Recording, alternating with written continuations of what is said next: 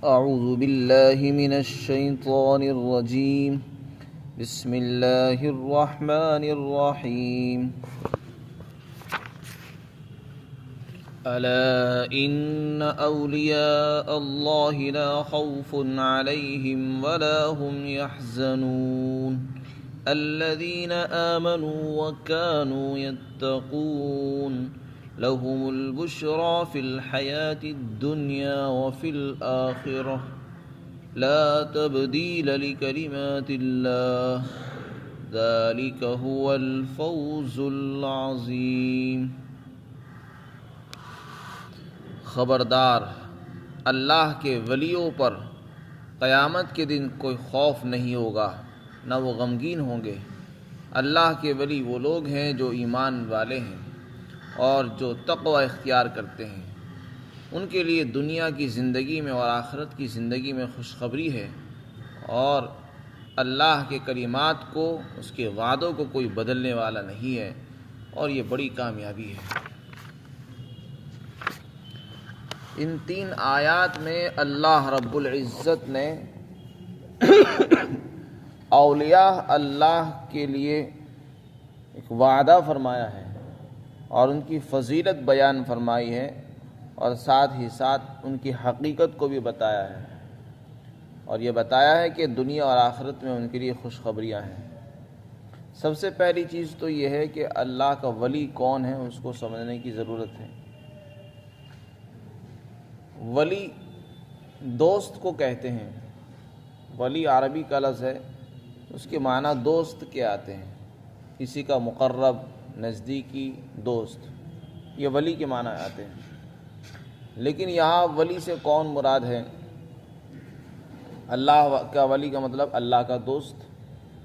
اللہ کا دوست کون ہوگا، اس کی کیا حقیقت ہے، کیا تعریف ہے، اللہ رب العزت نے اس کو اگلی آیت میں بیان فرمایا ہے۔ 2 لفظوں کے اندر اس کو ذکر فرما دیا، الذین آمنوا وکانوا یتقون۔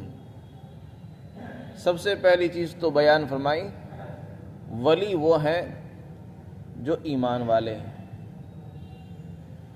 ایمان کی قید لگا دی، جو ایمان لے کر آ چکے ہیں، جو ایمان والے ہیں، وہ ولی ہیں۔ اس سے معلوم ہوا کہ جن کے پاس ایمان نہیں ہے وہ اللہ کا ولی ہو ہی نہیں سکتا۔ اللہ کا ولی بننے کے لیے ایمان شرط اول ہے، لہذا کافر، مشرک، باغی، مرتد کوئی کتنی ہی ریاضت اور محنتیں کر لے لیکن اللہ کا ولی نہیں بن سکتا۔ اللہ کے ولی ہونے کے لیے ایمان شرط ہے۔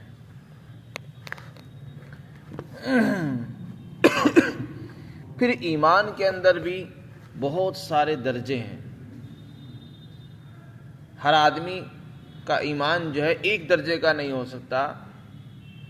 حدیث پاک کے اندر آتا ہے، اللہ کے رسول صلی اللہ علیہ وسلم نے ارشاد فرمایا، الایمان بضع و70 شعبۃ افضلها قول لا الہ الا اللہ وادناها اماطۃ الاذى عن الطریق والحیاء شعبۃ من الایمان۔ یہ مسلم شریف میں روایت موجود ہے۔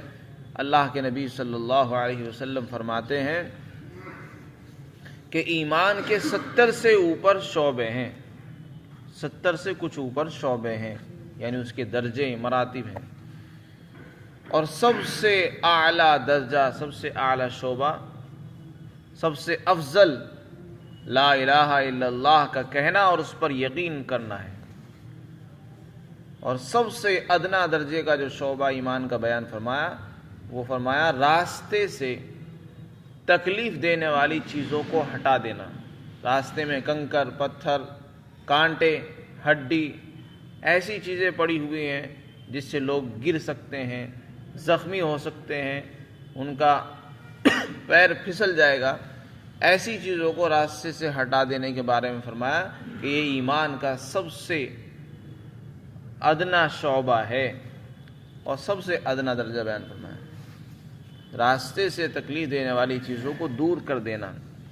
اور اسی طریقے سے اللہ کے نبی نے یہ بھی فرمایا کہ حیا اور شرم یہ بھی ایمان کا ایک اہم شعبہ ہے۔ حیا اور شرم بھی ایمان کا ایک شعبہ ہے۔ اس حدیث سے پتہ چلا کہ ایمان کے 70 سے زیادہ شعبے ہیں، اور ہر انسان کا جو ایمان ہے وہ ایک درجے کا نہیں ہو سکتا۔ کسی کا ایمان بہت اعلیٰ درجے کا ہے، کسی کا ایمان کم درجے کا ہے۔ ایمان میں کمی زیادتی جو ہے وہ صفات سے ہوتی ہے، اعمال سے ہوتی ہے، تقوی سے ہوتی ہے۔ تو جو آدمی جس درجے کا مومن ہوگا وہ اسی درجے کا اللہ کا ولی ہوگا۔ جس آدمی کے ایمان میں جس درجہ کمی ہوگی وہ اسی درجے کا ولی بھی ہوگا۔ ہر مومن اللہ کا ولی ہوتا ہے، لیکن ہر ایک کے درجے اور مراتب الگ الگ ہیں۔ تو معلوم ہوا جیسے جیسے انسان کا ایمان ہوگا ویسے ویسے اس کو درجات اور مرتبے ملتے ہیں۔ تو یہ ایمان کا تقاضا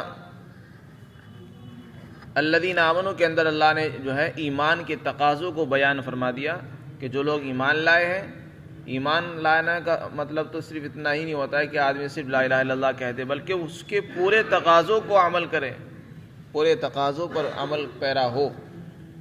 ایمان کے تقاضوں میں یہ بھی ہے کہ جتنے بھی اللہ کے احکامات ہیں ان پر عمل کریں، فرائض سے لے کر مستحبات تک، آداب، مستحبات، واجبات، ان سب چیزوں پر عمل کرنے والا ہو، یہ ایمان کا تقاضا ہے۔ اور دوسرے جز کے اندر اللہ تعالیٰ نے وہ دوسرے اجزاء کو بیان فرمایا۔ کچھ ایمان کے تقاضے وہ ہیں جن کو نہ کرنا چاہیے، یعنی ایسے اعمال جن کے چھوڑنے کا حکم ہے، جیسے وہ حرام سے لے کر مکروہ تک جتنے بھی کام ہیں، حرام، ناجائز، مکروہ، وہ سارے چھوڑنے کے کام ہیں، اس کو اللہ نے دوسرے جز میں بیان فرمایا۔ جو لوگ بچتے ہیں گناہوں سے، تقوی اختیار کرتے ہیں، تو ایمان بھی لاتے ہیں، یعنی اللہ کے احکامات پر عمل کرتے ہیں، حلال کا اہتمام، حرام سے احترام، اجتناب، حرام سے اجتناب کرتے ہیں، پرہیز کرتے ہیں، وہ لوگ مومن ہیں، اور وہی لوگ اللہ کے ولی، اللہ کے مقرب بندوں میں شامل ہیں۔ الذین آمنوا وکانوا یتقون کا خلاصہ یہ ہے۔ تو اس سے پتہ چلا اللہ کے ولی کون ہوں گے؟ جو ایمان والے ہیں، اور پھر ایمان کے اندر بھی جو اللہ کے ایمان کے تقاضوں پر چلنے والے، اور جن چیزوں سے اللہ نے منع فرمایا ان سے رکنے والے، جن کے کرنے کا حکم دیا ان کو کرنے والے، وہ ایمان والے اللہ کے ولی ہیں۔ جو کافر ہے وہ اللہ کا ولی نہیں ہو سکتا۔ ایک بات یہ معلوم ہوگی اس میں، ایک حدیث میں اللہ کے رسول صلی اللہ علیہ وسلم نے فرمایا، من عاد لی ولیا فقد آذنتہ بالحرب، جس نے میرے کسی ولی سے دشمنی کی میرا اس سے اعلان جنگ ہے۔ اللہ نے فرمایا جو میرے کسی ولی سے دشمنی رکھتا ہے میرا اس سے اعلان جنگ ہے۔ اور پھر آپ نے فرمایا کہ کوئی بندہ میرا قرب جو سب سے زیادہ حاصل کرتا ہے وہ فرائض کے ذریعے حاصل کرتا ہے، اور مجھے سب سے زیادہ پسند یہی ہے کہ وہ فرائض کے ذریعے سے حاصل کرے۔ آدمی اللہ کا قریب کیسے بنے گا؟ حدیث میں اللہ نے فرما دیا، اللہ کے رسول نے فرما دیا کہ سب سے زیادہ جو قرب اللہ کا حاصل ہوتا ہے، قرب کا ترجمہ ہوتا ہے نزدیکی، اللہ کا قریب ہونا، اللہ کا دوست بن جانا، یعنی اونچے درجے کا ولی۔ ولی تو بہت سے لوگ ہوں گے، لیکن جو سب سے اعلیٰ درجے کے ولی ہوں گے، اللہ کے بہت قریبی دوست ہوں گے، وہ کون ہوں گے؟ جو سب سے زیادہ فرضوں کا اہتمام کرنے والے ہوں گے۔ تو اس سے پتہ چلا سب سے زیادہ اللہ کا قرب حاصل ہوتا ہے وہ فرائض کا اہتمام کرنے سے ہوتا ہے، اور اللہ کو یہ بات پسند بھی ہے۔ ایسا نہیں کہ نوافل سے نہیں ہوتا، نوافل سے بھی ہوتا ہے اور فرائض سے زیادہ ہوتا ہے، آپ نے فرمایا۔ تو خیر، جو لوگ ایمان لائے اور تقوی اختیار کرتے ہیں، گناہوں سے بچتے ہیں، اللہ کی منع کی ہوئی چیزوں سے پرہیز کرتے ہیں، ایسے لوگ اللہ کے ولی ہیں۔ اس سے تو پتہ چلا کہ اللہ کے ولی کون لوگ ہیں۔ عوام ناس کے ذہن اور دل دماغ میں جو ایک بات مشہور ہے کہ اللہ کا ولی وہ کہلائے گا جس سے کرامتیں ظاہر ہوتی ہیں، اللہ کا ولی وہ ہے جو گدی نشین ہے، یا اللہ کا ولی وہ ہے جو آسمانوں میں اڑتے ہوں، یہ کوئی تعریف نہیں ہے، اس کی کوئی حقیقت نہیں۔ اللہ کے ولی کون ہے؟ قرآن میں اللہ نے اس کو خود بیان فرمایا، جو ایمان والے۔ سب سے پہلی چیز ایمان ہے، اتباع ہے، سنتوں کا اتباع جس کے اندر ہوگا، نبی کا جو جتنا زیادہ اتباع کرنے والا ہوگا، اللہ کے احکامات پر چلنے والا ہوگا، وہ اللہ کا ولی ہوگا۔ ورنہ دنیا میں کچھ لوگ ایسے بھی ہیں جو صرف دعوے کرتے ہیں، ایمان کا ان سے کوئی تعلق نہیں ہے، ایمان ہے عمل سے کوسوں دور ہیں، اپنے مریدین کو کہتے ہیں نماز کا حکم دیتے ہیں اور خود کہتے ہیں کہ میں مکہ میں نماز پڑھتا ہوں۔ تو ایسے بھی لوگ ہوتے ہیں، لیکن حقیقت یہ ہے کہ اللہ کا ولی وہی ہے جو ایمان والا ہوگا، اور جو سب سے زیادہ نبی کا اتباع اور پیروی کرنے والا ہوگا وہ اللہ کا ولی ہے۔ اچھا، اللہ کے ولی کے لیے کیا وعدہ ہے؟ اللہ نے قرآن میں فرمایا کہ ایسے لوگوں پر کوئی خوف نہیں ہوگا، نہ غمگین ہوں گے وہ۔ اب یہ خوف کب نہیں ہوگا؟ دنیا کا خوف مراد ہے یا آخرت کا خوف مراد ہے؟ اس کے بارے میں مفسرین نے فرمایا کہ اس سے مراد آخرت کا خوف ہے۔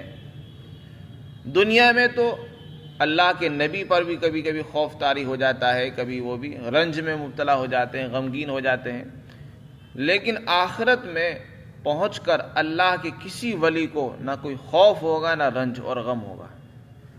خوف کا تعلق ہوتا ہے آگے آنے مستقبل میں پیش آنے والے کسی واقعے اور حادثے سے، یعنی ہم آخرت میں پہنچ گئے، قیامت قائم ہو گئی، اب آدمی کو خطرہ ہو رہا ہے، ڈر ہو رہا ہے کہ پتہ نہیں کیا ہوگا، پتہ نہیں کیا ہوگا، اس کو خوف کہتے ہیں۔ تو وہاں یہ کیفیت نہیں ہونے کی پتہ نہیں کیا ہوگا، بلکہ اطمینان کی کیفیت ہوگی، اور یہ بہت بڑی نعمت ہے۔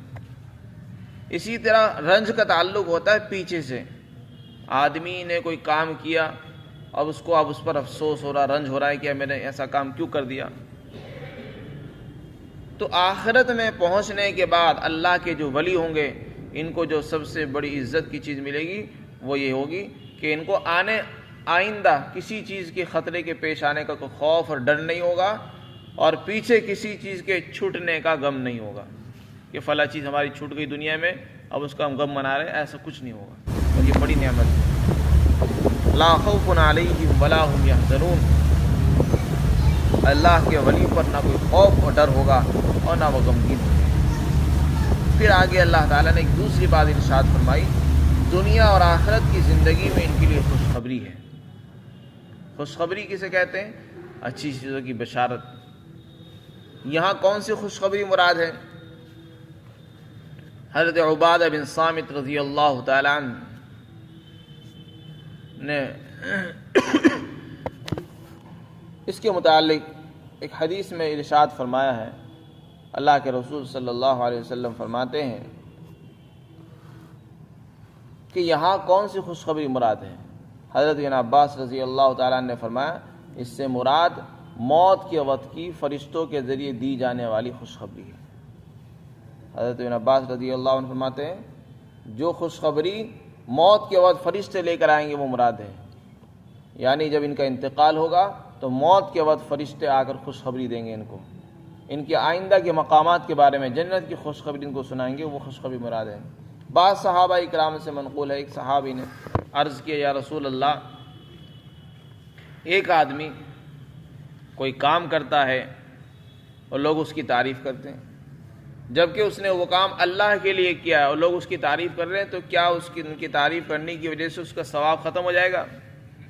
آپ نے فرمایا کہ نہیں، یہ خوشخبری ہے، یہ تعریف تو اس کے لیے دنیا میں مل جانے والی خوشخبری ہے، اور یہ کوئی بری چیز نہیں ہے۔ تو ایمان والوں کو ایسی بھی خوشخبری ملتی ہے۔ اسی طریقے سے اور بھی بہت سے موقع پر ان کو خوشخبریاں دنیا میں اور آخرت میں ملتی رہتی ہیں۔ اللہ فرماتے ہیں دنیا میں ان کے لیے اور آخرت کی زندگی میں ان کے لیے خوشخبری ہے، لا تبدیل لکلمات اللہ، اللہ کے کلمات کو کوئی بدلنے والا نہیں۔ کلمات سے مراد اللہ کے وعدے ہیں، اللہ نے جو وعدہ فرمایا وہ پورا ہو کر رہے گا اور پورا ہوگا، کوئی تبدیلی نہیں ہوگی۔ اللہ فرماتے ہیں یہ بڑی کامیابی ہے، آخرت میں خوف نہ ہونا